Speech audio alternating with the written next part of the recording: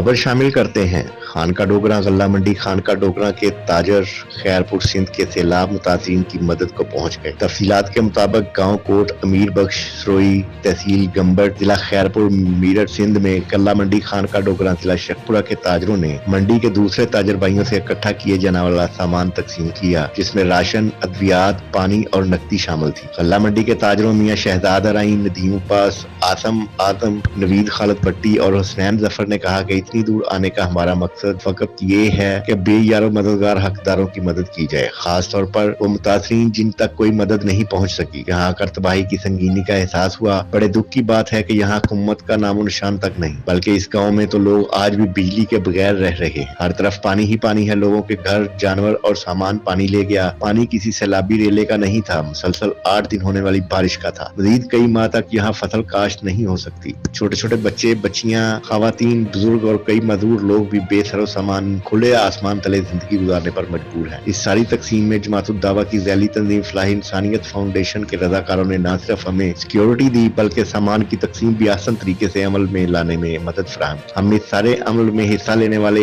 एक एक इंसान का दिल की गहराइयों से शुक्रिया अदा करते हैं और अल्लाह पाक से दुआ गो हैं कि वो रहीम करीम मुतासरीन सैलाब की मुश्किलात में कमी फरमाए। अब्दुल सईद, नुमाइंदा प्राइम 92 खानका डोगरा।